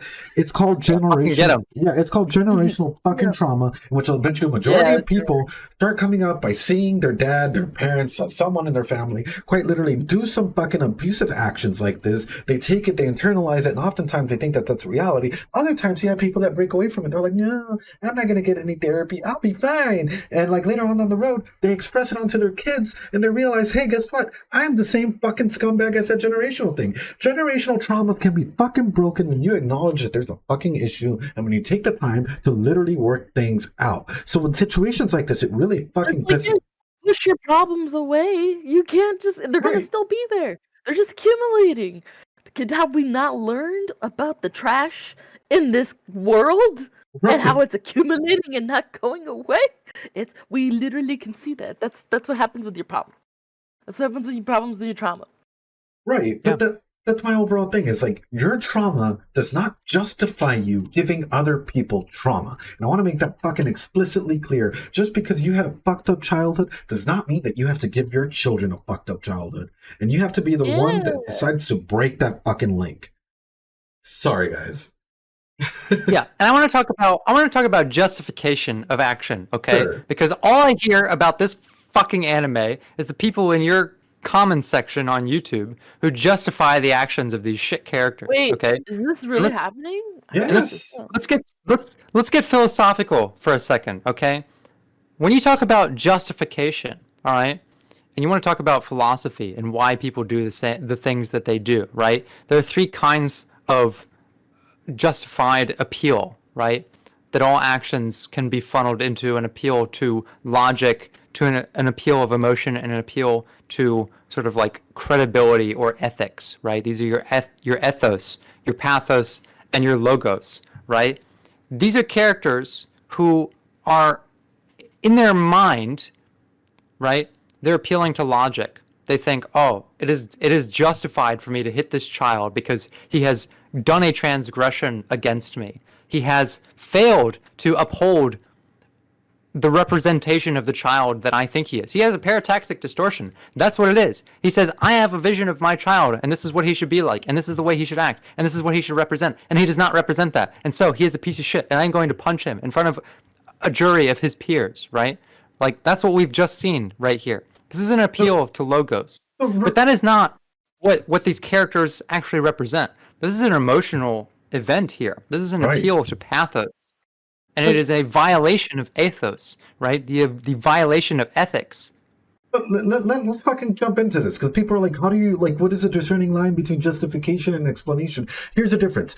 If I'm explaining something, I'm explaining with the knowledge that this character has fucked up as a flawed character. If I'm, for example, hey, this character did shitty things, he cheated on his wife, he essayed someone, And he has a really, really traumatic background. You know, it happened, but that doesn't justify anything. Me making that clear, this is sort of what happened. Boom. Me justifying that reaction is, well, she was pregnant, so yeah, he had to go release his, like, you know, his sperm somewhere. Like, that's a justification, dude. That is literally trying to go in there. It doesn't have to be inside somebody. It Yeah. doesn't have to be inside somebody. It could literally be in anything. You could do it with your hands. It's just But that's literally the point that I'm trying to bring up, right? Justification is trying to use one action to be like, oh, but this happened because of this. No. A good explanation is being able to say, hey, these are the events that happen, good, bad, as they are. You know, that's sort of what happened. I'm not here for it or against it, making that very fucking clear. Justifying is like, no, you don't understand, man. You know, how would you feel if you didn't have sex for 9 months or 7 months or however long? That's trying to justify a character. That's like, weird. a lot of people know what that and has. let's get out of the fucking fiction for a second. Okay? Like, I want you to imagine the artifice of this world, of this fiction, okay? And there's a door there, and you're about to open it, and outside is the YouTube comment section, okay? When you walk outside and you see the commenters, and they're talking about justifying these characters' actions, how do you explain that? How do they transfer their morality into this character and justify what the fuck they are doing? Why is Ed going off so hard? Wait, you endure 15 fucking episodes of people pointing out the actions of characters who are far beyond the boundaries of even the logical appeals, or even the ethical appeals, or even the emotional appeals, right? They're operating in a realm that is so disconnected from actual human empathy, from actual human interaction, that made me so sad for the world. Let me use their logic real quick. But Brady, you're not understanding. You have to put yourself as a psychologist in their fucking worldview. Shut the fuck up. We've always stated this is using our modern logic. Back then, there's no fucking psychology back then. I fucking bet, dude. They don't fucking care about that shit. Dude, why would you examine things today with stuff that we have from like years ago when you can use stuff we have today from learning and building from things from years ago? Like, you have a newer model of tools. Why wouldn't you rely on that more? And like to look at the past, and because we fucked up in the past. You have to reflect. No, but that's the whole thing. Reflect. There are no fucking anime viewers in the motherfucking past with their body pillows and fucking cum-stained sheets. No. What we do have are people nowadays that are watching this anime thinking, hey, you know what? This is reality. This is how people are. Paul is just like me. Taking fucking characters and projecting themselves. Go ahead. Can you reveal if you've had clients like this that believe this? Yes. I've had clients that quite literally model themselves after anime characters, and I've had to go in there and fucking wreck it like a wrecking ball, because that is so toxic for people and young kids to have and behave like that. So unrealistic, like the expectations and Now, I can say, all right, for those who are getting heated in the chat, right, I have not seen the previous 15 episodes of this. Me neither. So there is a curtain surrounding my perception of the character and my analysis of it. And I have a high degree of commitment to like analyzing things effectively, that I won't just take things out of context and say, oh, that's a definitive analysis of it, because I haven't seen previous things. I want you to know that what I'm saying is only predicated by what I am watching right now. And if I were able to, you know, integrate the previous episodes or the successive episodes and these sorts of things, maybe my opinion would change. But what I can see right now is just an abusive father, you know, having a parataxic distortion of their child and saying, you don't represent the thing that I expect you to represent, and I am punishing you for it. That is what I am witnessing in this scene. I don't know what happens before or after it, but that's my reaction to it. Let me also clarify. I'm going to say... Oh, can I say something? Go ahead. Do it. What's very interesting is, as an observation, we are watching anime from 3 different perspectives right now. This anime specifically. We're coming from Ed, who has been in this journey, seeing 16 episodes of what's been happening. Yeah, what's been happening and the justifications. Plus, he's seen clients like this. Then you have you, Brady, who is a psychologist as well, but doesn't know much about anime. And then you have me, who knows a lot about anime, and I do have like a certain kind of things that are studies that are related to psychology, but it's not psychology. It's a different approach. So it's just like, oh, we have these different perspectives of anime, and like, what's going on from this episode? Here's my thing. This is a Overall, fun guys. challenge too, because it's 16th episode. Overall, I am not shitting on this anime in any way, shape, or form. I want you guys to settle this immediately. No, What we're talking about is specifically. I will also clarify: critique of a character is not critique of the quality of writing, No. right? Exactly. I absolutely do not think that the character is badly written. Right? That's a completely different element of literary critique. Is to say that I think this character is a shit human versus do I think they're well written. I am not saying that.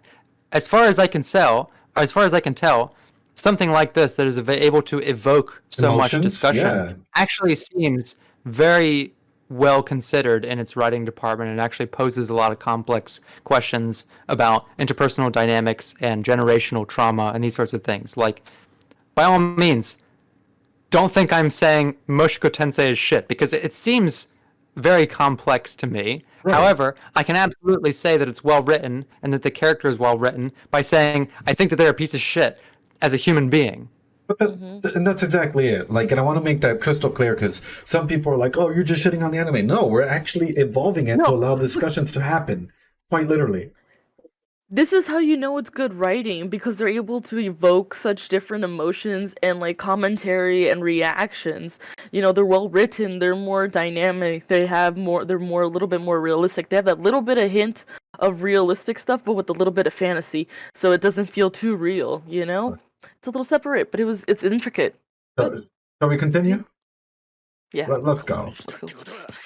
ザンとポートにも足を運んだんだろうが。なんで責められなきゃいけないんだ。てめえならもっとうまく。Oh, fuck you. Fuck you, dude. なんだよその目は。Little sisters, by the way. That's his little sister? Yeah. いじめ？俺がいじめ？ Nah. Nah. She is using an appeal to emotion to dissolve his appeal to ethics, right? Ethically, he feels charged to rectify the trauma he's had against his father. But appeals to emotion are often much stronger.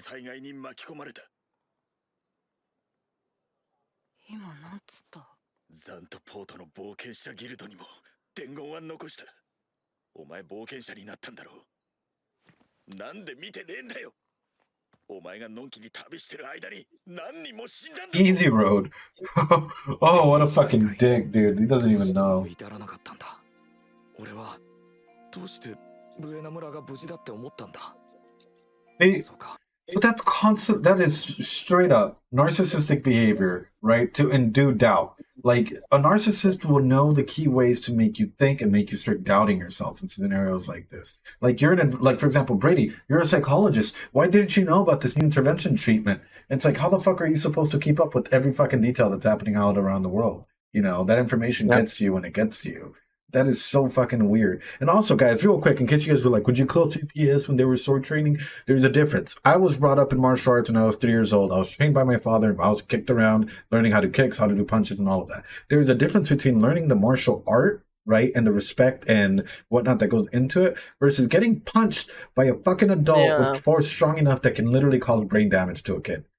Big difference. Yeah, one's a sport where there's rules and there's like protections and stuff like that, and there's a craft to it, versus just beating someone up like relentlessly because of anger. There's a huge difference. And if you can't see that, then there's something wrong.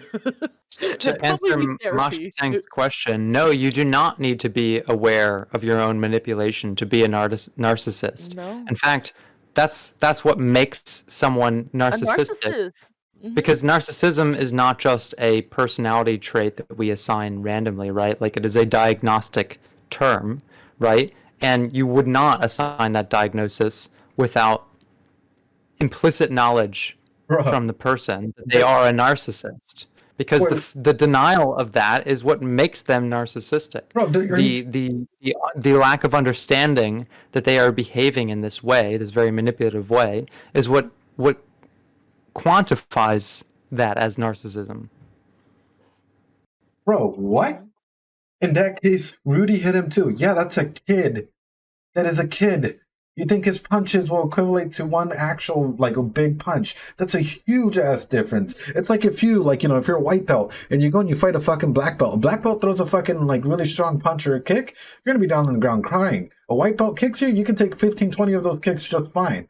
Like, huge fucking difference between, like, being like, oh yeah, his kid punched him back. Yeah, but his kid's not an adult. Big, huge difference off of that.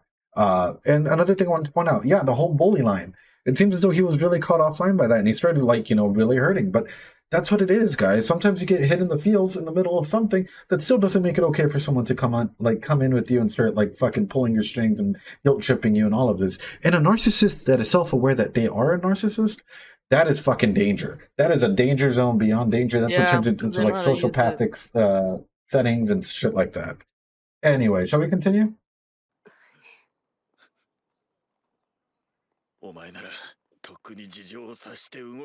Bro, these expectations are so fucking unrealistic. Yeah. It's a kid. Mhm.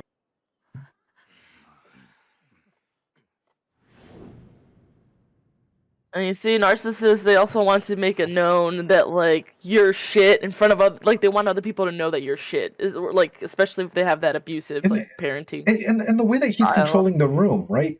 A good parent, say that you fuck up, say that you fuck up originally. What are they going to do? Hey, you know what? Let's talk about this in private. Hey, I fucked up. Like, let's go somewhere else where we can talk about it. He's saying this out loud in front of everyone to quite literally paint himself as like, oh, well, me. And again, flip the tables. Yeah. That is... Yeah. Wow. Yeah. Yeah, I mean, it's classical emotional manipulation, which when you're using the room of other people to kind of, like, capitalize on the shame or rejection that a character like Rudy is feeling, right? It's just emotional manipulation. Mm-hmm. Dark Thug, you don't have to be aware of it. That is what narcissists do. Anybody with decent boundaries would know well enough, hey, you know what? This is not something that we should be discussing or yelling about in public. We'll take it out. And you don't have to be smart enough to know that that's a basic common gesture, dude. Like, that's the fundamental conceit of a narcissist, is that they believe fundamentally that they are in the right. Yeah.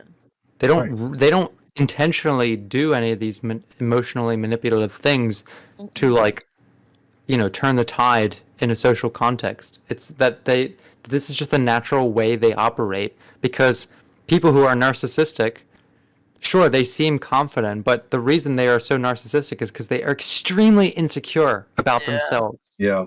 Like, narcissism is an extreme deficit. It's the exact opposite of it. Yeah. Like, they lack so much security in their own selves that their only option is to bring down the security of everyone around them. Yeah.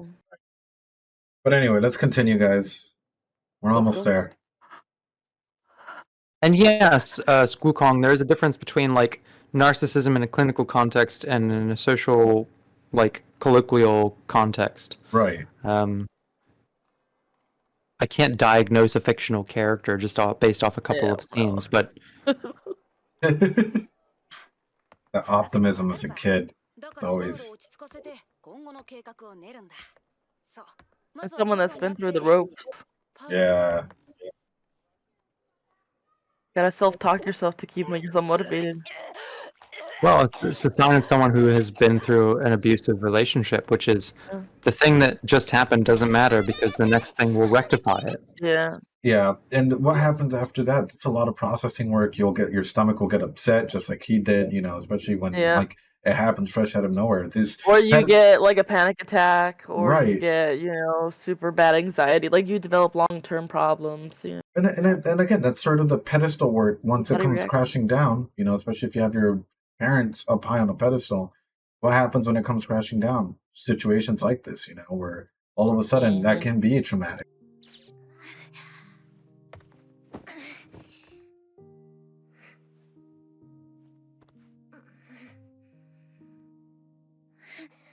Effective use of jump cut Right? in animation style here. Oh. suggestive of a character contemplating and being unable to execute On their edge. action. Yeah. Again, I will clarify. None of the criticisms we've had are about the show being bad or the characters being badly written. They're about the quality of the characters themselves. Right. And quite literally, a great discussion point, because a good show should be able to provide discussion points and evoke emotions out of you. And that's exactly It what needs this to has evoke done. emotions. You don't want to be bored. Like, then that's a bad one. You know? Right? So A plus, and that's sort of where that episode ends, guys. So man, that was a lot to discuss. Can I just say, Sure. episode 16, Family Squabble, that is not a fucking squabble. No. Okay? That is like abuse. That's like typical gaslighting of, oh yeah, we just had a squabble. You know, we just had a little That is abuse. friction, where it's like, no, that is clearly like a cascade of intergenerational trauma and interpersonal failure of communication, and a failure to deal with crisis management as well.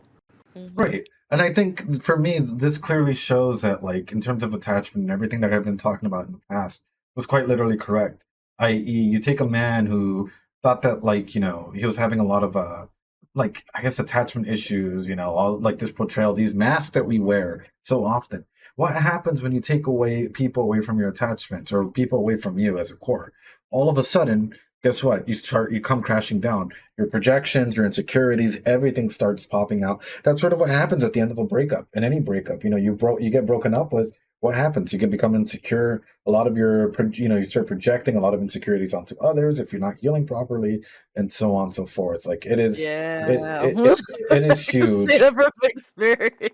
Yeah, and what I'll say, Kong, when I'm talking about intergenerational trauma, right? Like that's not a justification of someone like Paul's actions. No.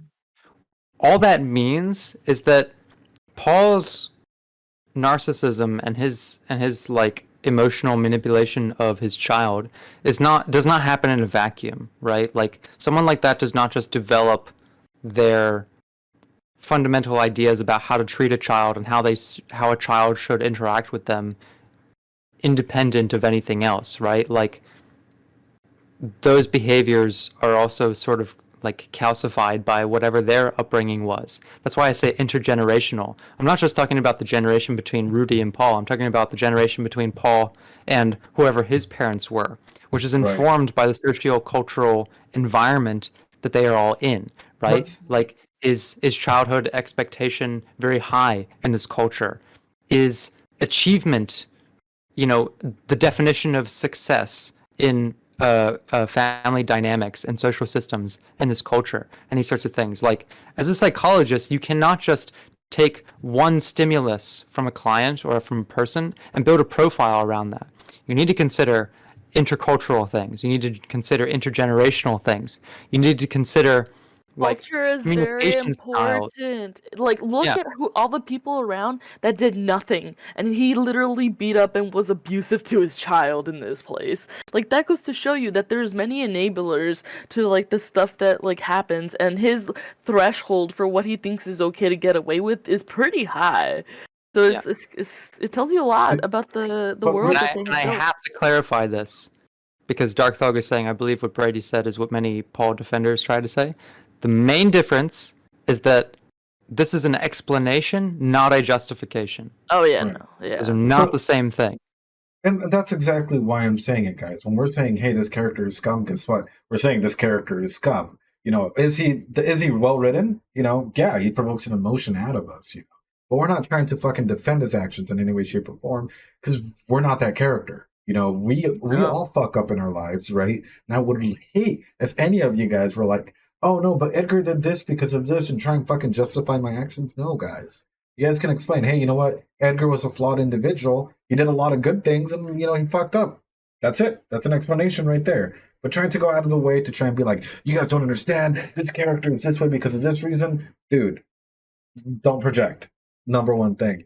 But with that being said, It shocks me. It shocks me that there are people that don't see this and still see that it's a cartoon. Of course, you're not supposed to do what happens in the cartoon. It's a cartoon for a reason. Here's Here's this popping up here is, do you think it's okay to like a character like Paul? Here's where You can be fascinated by him. You can be interested in what has happened to lead to him, but you cannot justify because they're written to be extreme.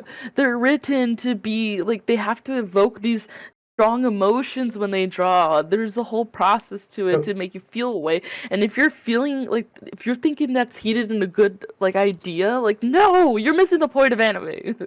so let me Sure, just I say- mean, like, if we're talking literary, like, you can like a character who is very flawed and has, Yeah.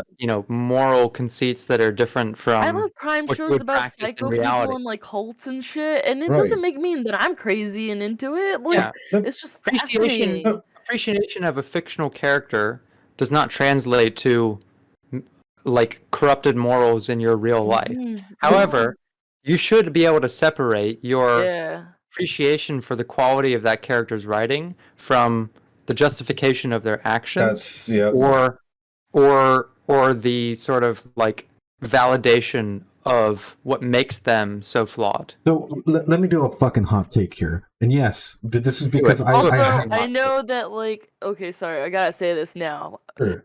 You can say that anime you're gonna lose 5 credits over because it's a cartoon. It's literally Japanese animation. I know, like that's what it is. I have liked it for this many years, and we can be adults and say it is literally Japanese cartoons, and they are just very intricate and great shows. Can we just be honest? Okay, Okay. Thank you. Hot take time, guys. Here's what I'll say. You can like any character, realistically. For example, you can like Vegeta. You can like Frieza. You can like whatever fucking character under the rainbow. No one's gonna fucking bat an eye. But the moment that you start justifying a character, especially a character like Paul that was written with the, you start justifying that character's actions or whatever, because he was written in a way that you're supposed to be like, wait a second, this is not normal. And you start living out and projecting yourself onto that character. I will tell you right now, and I bet you no other fucking therapist will say this, go seek help. Honestly, if you guys, for some whatever reason, because of the past of SA, domestic violence, whatever may have happened in your past, I don't know, and I don't fucking and I don't fucking care to know. But what I do care is that, like, if you find yourself, like, more often than not, coming into any YouTube emoji reactor or even my fucking videos and commenting, so you're not understanding Paul. I'm like Paul. Randy of this fucking mentality. Literally, if you are thinking that SA is okay, if you're thinking that domestic violence is okay, or gaslighting people, narcissism, any of these really, really shitty traits that Paul has, and you're justifying them on the constantly or projecting yourself onto them, seek help. Literally, there are therapists out there that will work in whatever budget. Don't seek me because I ain't gonna be your fucking therapist. I'm telling you straight up. I'll be your friend. This is a fucking hot take. Can I just say I'm steaming up here? This is great. Well, yeah, dude. I mean, it's gonna be hard sometimes. Sometimes you don't make a lot of money, but it's one of those you gotta invest in yourself. It's gonna take time, and you're gonna have to try to work with some kind of insurance. And it's at least or a friend, make a good like environment support group. Just try to take a first step because it's you got to. As adults, we have to at some point go to therapy. The thing I will say about this is if you're someone who sees yourself or aspects of yourself in a character like Paul, try to understand that the thing you should take away from that is not, wow, here is a complex character who is written with intention to be flawed, right? And seeing my qualities in them validates the fact that I have those qualities and means that even as a flawed individual, I'm okay, right? Don't come away with that and say, I don't actually need to make progress because here is a character who is getting by with those flaws. You should be going away from that observation with the idea that, hey, here is a character with those flaws who is not seeking help, who is not able to observe themselves and their environment, in their context, and move beyond these flaws, and say, that is my advantage as a non-fictional character, as a real fucking human being, right? Who has the ability to seek help, who has the ability to observe and correct and adapt beyond a character who is just strictly written as this flawed individual, and say, sure, I see myself as that character, but the difference between me and them is that I can actually change and they can't, because they are written in a way that is made to demonstrate these flaws. They are written in a way that is made to show people what happens when you cannot treat these flaws, when you don't have the resources, okay? That is what you should take away from it. But yes. Yeah. Holy shit. That was a good belch. Real quick, let That me. is what you do. I guess This is Sparta. the last point I will end with this is, guys, for those of you guys that like have watched the entire thing or doubt it or whatever, they've only watched one episode and they came to the same fucking conclusions that I did about the characters. That's how you know that like great minds think alike, especially with their perspectives, our experiences, and whatnot. We're just here to like back up Ed's 15 episodes of like losing his mind. Without me even telling you guys what the I fuck. want a new like, anime, so this is cool. Yeah, what the I fuck this love is anime. But anyway, thanks so much for sticking around. YouTube, practice some self-care. Twitch, drop some Doritos for some self-care Doritos in here. Appreciate you guys all. You guys are being absolutely amazing. Best way to put it. With that being said, Brady, shall we leave, I guess, the other episode for another day, like tomorrow or something? Up to you, brother. I don't mind. I'm down to leave it for another day because I think that's sort of important. Like, we take a bit of a rest after that because we kind of went a little hard, especially like Sure. a couple hours at least. Cheers, guys. By the way, cheers. I'm surprised we're up this. It's been a while. You know what? Because I took a nap and I slept with my CPAP. Oh, look at you. That's why I've rested today. Don't work on Monday either, so this is nice. This is nice. You're like, you can stick around. That's nice. Yeah. But what do you guys want to do? That's my question for you guys. Do you guys want to? I think we need some time to decompress and just chat. Right. I do want to say this, guys. If you guys are lurking in the chat and haven't followed, please feel free to follow us. Tomorrow we'll pick up with another episode or something. You know, we always get to do this. I'm sort of like I'm invested now to see where this goes. So I'll be up for the next episode here. Yeah. Oh, thanks so much for following, Shriekman. I'm with anything. You guys are great, but let's take a moment to decompress or something, because the last thing we want to do is go fucking heat it into another episode, and then next thing you know, chat's gonna fucking explode, and it's gonna be like 4 hours later. It's gonna be like 8 or 6. So a lot of the people in the chat have been asking, what are my impressions of Mushoku Tensei? Right. I'm gonna throw it back at you. What are your impressions of Rosie and I watching? Oh yeah. Because it's usually an Edgar kind of show, right? Oh, like, true. you know, how have we done? How has different? the experience changed? Well, actually, why don't we ask the chat? What do you think? Chat, how has the experience changed from, you know, it is fire. I think it is way too much psych conversation, fun but fire. Isn't that the great part of it? Is like, we're all going to have a different perspective, right? Like, you and I have a very different psychological orientation, and Rosie has like, you know, a tangential but different interpretation of psychological concepts. I will say this. I was actually like, you can tell the difference between an anime watcher and a non-anime watcher just by the panty scene. Because Rosie was just like, it is what it is. It's anime. It's like, yeah, that's anime. And meanwhile, like, yeah, we're losing our fucking shit, dude. We're like, that's I not forgot. I forgot. I was like, I thought Brady was like kidding around. Like, I thought he was extra hyping it up. I was like, I never kid. Why are you that surprised? It's anime. Like, it didn't make sense to me. I was like, but then slowly it hit me. Oh shit, that's true. He does not watch anime this much. Like, I think that's the thing is like, right, this is not my first media analysis. Like, I've done many years of, I've been on many years of a podcast doing literary breakdowns and these sorts of things, right? Like I've done video essays on films and television and all that sort of stuff. So like I'm used to a certain kind of like narrative analysis informed by psychological perspective. But anime is a new genre for me to take that lens.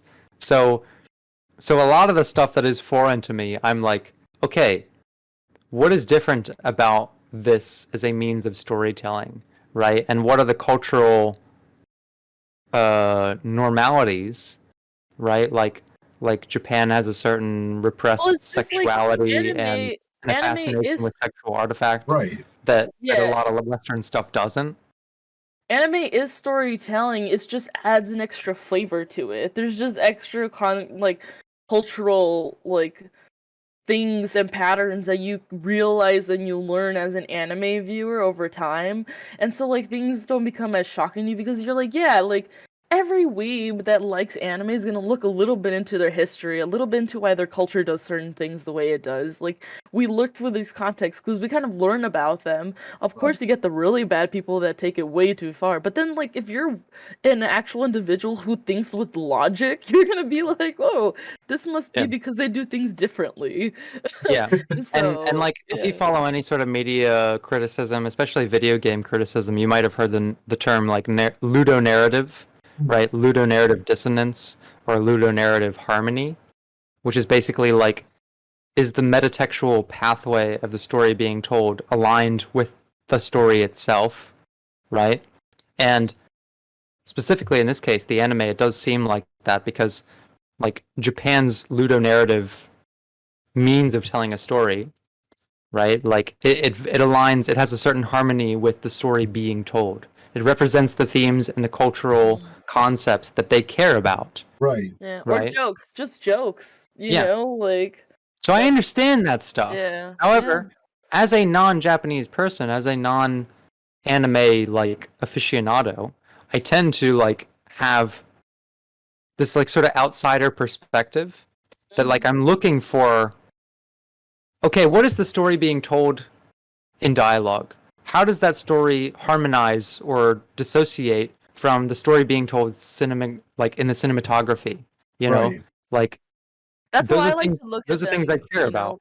Movies, is because I took a lot of was it Shakespeare through film, Japanese culture through film, Chinese culture through film, and different film classes because I love movies. And the way that they do anime directors have gone with certain scenes to evoke certain emotions, it's transformed so much over time and just gotten so much more owned, the same way that film has developed and stuff like that. So it's really cool to see what they're able to do now and what they've touched as time has gone on. And that's what you're seeing because you're an adult coming into this, as with not as much anime history, whereas a lot of us, we grow up with these anime, or at least one or two, a little bit more frequently. You don't have to be super weeb, or otaku. You can be in between and still know that it's progressed. Yeah, I mean, there's a certain metatextual element to storytelling that, let's say if you're writing a novel, right? A single sentence paragraph has a certain feeling to it. Versus, if you're watching a film and you see something that's at a Dutch angle, where, the scene is actually tilted on its side, right? This is a visual way of representing chaos and it's representing the characters feeling that their world is unaligned with their worldview at the moment, right? And anime has a completely different visual language that I'm not totally familiar with, but being interested in the elements, right? Animation, right? How do they do the shot composition? How do they use the shadows and the lighting to emphasize a certain character's reaction, right? But when it gets into the weeds with that stuff, and it's just showing you a character's boobs waving in front of the camera, and that's anime. Yeah, and I have to kind of throw my hands up and be like, okay, this is a visual language that I'm not totally familiar with, but I have to accept a certain way and understand what is the metatextual narrative being told alongside the actual written narrative being delivered in dialogue and kind of pseudo narration, I guess. But that's sort of what I always throw out there, guys. Is everything. And by the way, Dev, you don't have to say it. Think about it. If you're like, hey, I do wish to say here. Think about what you're saying there. That's already a weird way to frame what you're gonna say in order to be like, oh yeah, he was taunting them. That's why he had to pick up the panties and put them on. Think about that. That was really weird. If you did not have to preface it with that, you would know that that's more, you have different approaches, man. Different approaches. Just think about the way that you're like writing things. Best way to put it. But yeah, when it comes to this, man, I think the number one thing that I remind them is like an anime director decided which scenes specifically to cut out, how to frame the characters, what characters deserve the spot time, how long to focus on every fucking angle, so on and so forth. So he's trying to tell a story through the shots that he's doing, you know? Yeah, you have an objective direction over something like traditional film where you're working within the constraints of reality, where you have to work with lighting and timing and the time of day and set design and these sorts of things. In animation, it's like, no, you have objective control over every single element. So you don't get to fall back on the excuse of, well, that's just what we had to do, unless you're talking about budget, which is where you get those like extended parallax scenes where it's just a static image that's actually moving along a background or something, right? There's different teams who do background animation and foreground animation and all that stuff, right? It's not what I'm talking about here. I'm talking about storytelling and how the constraints of budget inform the storytelling. No, Sedge. No, absolutely not. Especially if you know that your mom and dad were like hardcore adventurers or whatever. A kid's gonna ask for kid stuff, and also assuming that the dad is okay, why wouldn't he make the automatic assumption that his mom is okay as well? Hey, like No, especially as a child, right? Like, as a child, you are not actually developmentally capable of conceiving your parents not being around, right? You have a certain schema about your parents that is fundamentally different than your worldview. And it only really develops later in life as you reach into like your late teens and early adulthood. I mean, even as a 28-year-old, right? I can like barely imagine my parents not being in my life. I can like barely imagine that, just conceptually, right? And it's like as a child, it's almost like object permanence where, I have this glass in my hand, but the second it's not in my sight, it's gone. It doesn't exist for me, right? That's object permanence. Yeah. That's something that you lack as an infant. You almost have a certain level of object permanence with your parents where it's like you cannot conceive of a life without them because they are your main delivery of worldview and societal development and understanding of language, right? Like you learn language from your parents.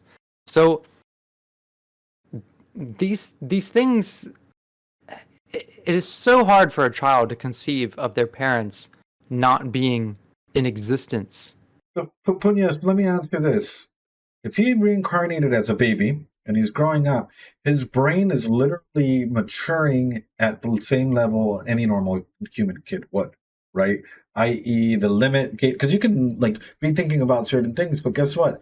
If your brain's not developed enough to be able to process it, you're not going to process all that information. You can be like logically, like, internally monologuing, but if your brain is like, hey, it's nappy time and you're 3 years old, guess what? It's fucking nappy time. No matter if your brain is fucking delivering Shakespeare monologues, your brain is not ready yet, capable enough to process and do certain amounts of information. A lot of people fucking takes this weird mentality where it's like... That's the difference, like maturity, right? Some people are not, they don't mature yet because they don't like fully develop or get past certain life stages or certain, things, right?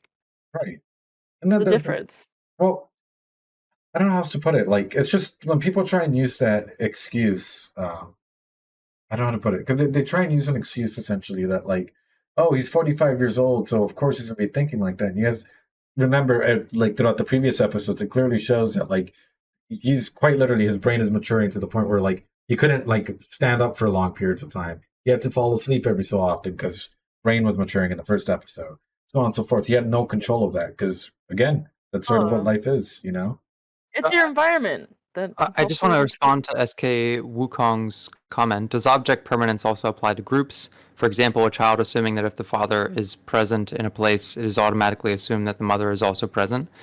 Not necessarily, because the term is object permanence. Right. And that really reveals a lot about the psychological principle here, which is that as a child, as an infant, when object permanence is a struggle for you, right? Like the main example of that is when you do peekaboo with your child, when you cover your face, you cease to exist for your child. They do not know that you're right in front of you. And that means that the child treats you, you're like an object to them. Right. They're not able to distinguish the difference between an object that is non-personal, like a glass, an almost empty glass of rum and cola, right? They're not able to distinguish the difference between that and like your face as a person. They know that you're their mother or their father. It's not that they don't know you're not an object in that sense. It's just that like as a container for a concept, you do not exist the second they cannot see you, right? So your relationship's not developed yet with them. You know, it's still at the beginning stages. yeah, there's nothing about like the father not being present that makes the mother also not present. It's just like literally whatever they can see. But for now, guys, have a great night. Practice that self-care. Know that we love you. And take a shower. Put on deodorant. You know, hygiene's important. We'll see you guys. Brush your teeth. Brush your teeth. We'll see They're you guys. expensive to fix. They are. We'll see you guys tomorrow, another day. And yeah, that's what we do. All right, guys. Talk to you later.